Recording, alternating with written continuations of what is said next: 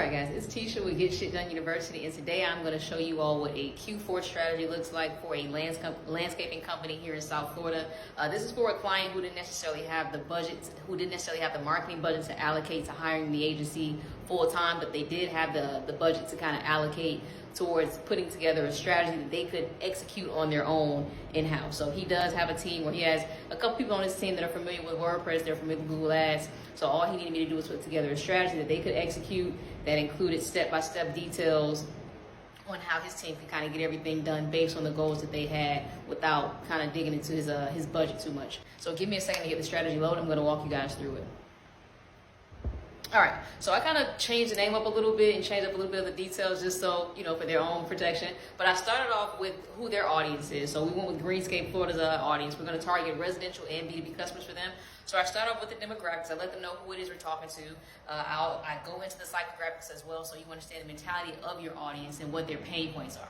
Once you understand what the pain points are, you can offer them a service that actually works. So that's where I get into your trends and your opportunities and what services Greenscape can offer to their residential audience that are going to help them reach their goal for Q4. And like I said, for them, we are going to target two different audiences. We're going to go with residential and commercial so they can get more B2B clients because there is money in B2B sales if you haven't thought about that. So I explain to them the same thing.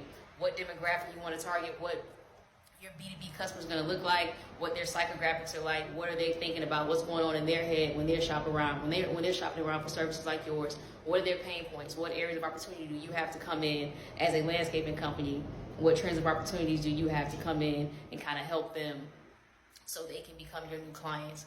After that, I go into a competitor analysis. For them, I want them to have a full understanding of who their competitors are so they know how they need to spend their money and where their money's being spent. So I want their top organic their top organic competitors so they know what keywords are trending and who's not spending any money but they're ranking highly on Google and other popular search engines.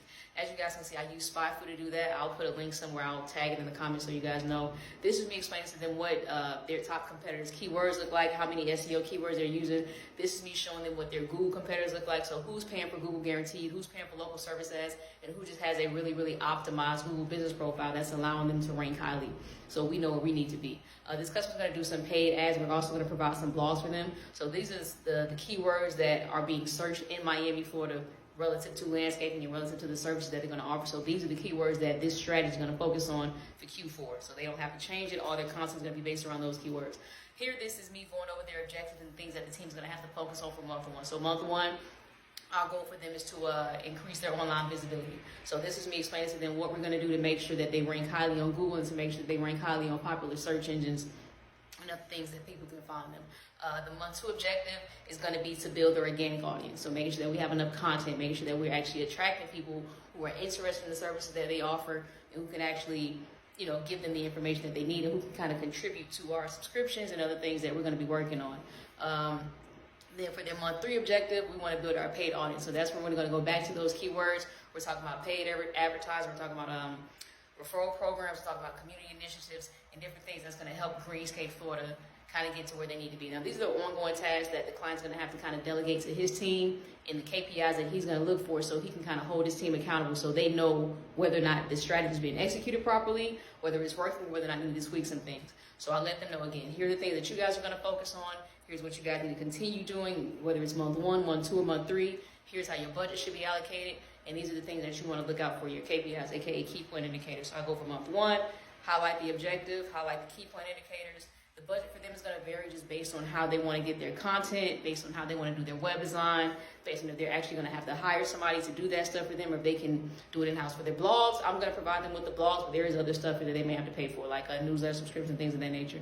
Then I provide a visual for them just so, to kind of break up the monotony of all the words, letting them know, or the roadmap, letting them know what we're doing. And here's a conclusion, just kind of a recap so they know what to expect, what the goal was, what should have been accomplished, what we should have done, and then we'll use this as a basis in a comparative kind of referral to help us develop our strategy for 2024. And that's it, guys.